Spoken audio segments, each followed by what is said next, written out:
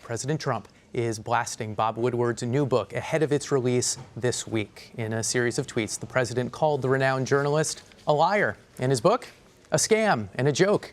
The president also said his White House is a smooth-running machine. Woodward's book paints a very different picture of the administration. David Martin sat down with the author for more. How many people did you interview? Over 100. I would say that maybe half of those are key people. The theme of Woodward's book, that aides fear what the president might do if allowed to follow his impulses, received an unusual confirmation last week when the New York Times published this anonymous article written by a person described as a senior official in the Trump administration. I worked for the president, but like-minded colleagues and I have vowed to thwart parts of his agenda and his worst inclinations. I have no idea who it is. It's very important who it is. It's very important whether this is somebody who witnessed and participated. And quite frankly, if there was a person in the White House or the administration who wanted to tell me what's in that op-ed piece, I would say, okay, name me who was there. What is the specific incident? As you know from having read my book, there are dates and times and participants. I wouldn't have used it. Too vague? Well, too vague and does not meet the standards of trying to describe specific incidents. Specific incidents are the building blocks of journalism, as you well know. Fear, Trump in the White House, is Woodward's 19th book, and he says reporting it took him deeper inside a working White House than he's ever been before. This one was in the belly of the beast. And what did you conclude about the beast? That people better wake up to what's going on.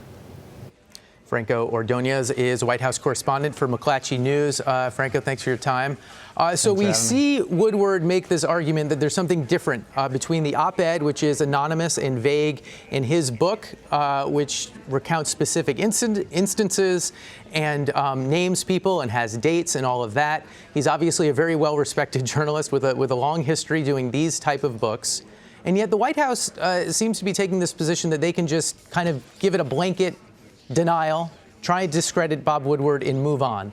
So I guess the question is this the thing that can stick, or is this just another he said, and nothing really changes? I don't think this is another he said, she said, he said, have you. This is Bob Woodward. His credibility dates back years, decades. He's got a lot of stature here. You don't have people like Ari Fleischer, press secretary for George Bush, who is on the receiving end of some of the type of some difficult criticism, who's coming out and saying Bob Woodward knows what he's doing. He's a good journalist, and he tells the truth. So those kind of comments, and also Lindsey Graham, Trump's, supposedly Trump whisperer, has talked about Woodward being a good journalist at the same time trying to defend Trump.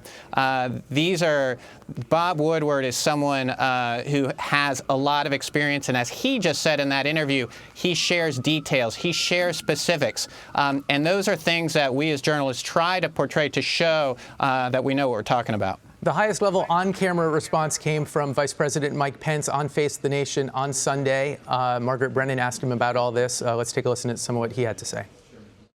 I asked you earlier if anyone on your staff wrote this op-ed. Have you asked your staff? Oh, well, I thought you were speaking about the administration staff. Let me be very clear. I'm 100% confident that no one on the Vice President's staff was involved in this anonymous editorial. I know my people, Margaret. They get up every day and are dedicated just as much as I am to advancing the president's agenda and supporting everything that President Trump is doing for the people of this country. And so, you asked them? Well, honestly, I don't have to ask them because I know them. I know their character. Where do we stand in this attempt to find who wrote this op-ed? The Trump administration, the White House is pushing hard to figure out who this person is.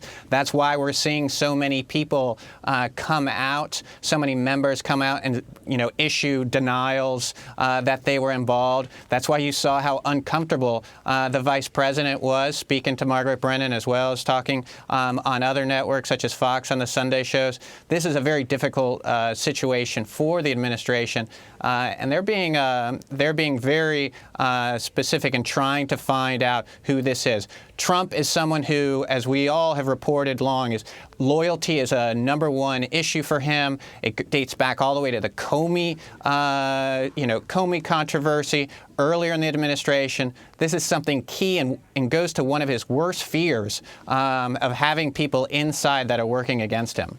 And we just had this kind of Where's Waldo graphic with 28 senior officials who have denied it. Are those denials good enough? Or how do we think the administration's dealing with the possibility that there's a mole in their midst? Well, I mean, certainly, someone who's written this is not going to come out immediately and say, hey, I was the guy or the person who wrote this. So obviously, they're going to be issuing denials to save their or to protect their careers, to protect their positions in the administration. But that's not going to stop Trump and his officials who are trying to figure out who this could be, because they want there's no question that they want some payback. You have this deeply reported article out today on China's role in Latin America, American pushback to that, and many Latin American countries saying, sorry, America, you caused this problem. Explain that dynamic. Yeah, so essentially the United States has been concerned about China's influence across the globe, particularly in Latin America. They've been pushing deeper and deeper diplomatically. I've talked to a lot of Latin American diplomats who basically said, look, you created some space for China to come in, and that's what they did. They're providing the money where you are not. It's been a difficult issue for the Trump administration. Don't get me wrong, this was also happening under Obama, but Trump's kind of retreat from, the world scene of trade, his America First policy, as well as some of his rhetoric, has kind of opened the door for China to do some of these things that they are doing. Yeah, what exactly are they doing?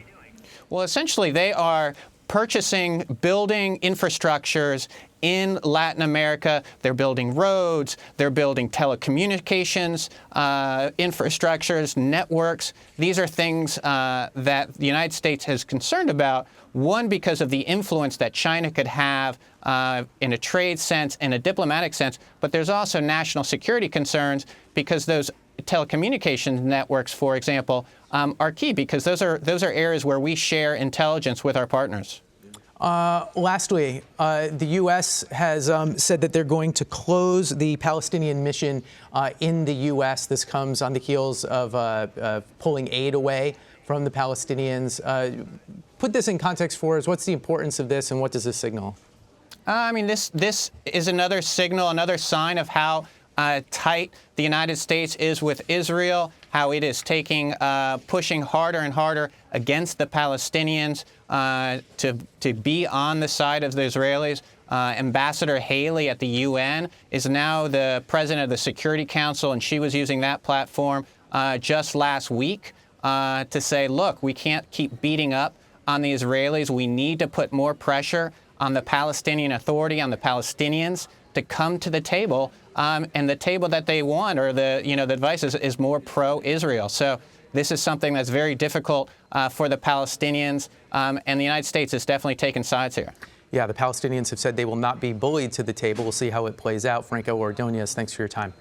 Thanks for having me.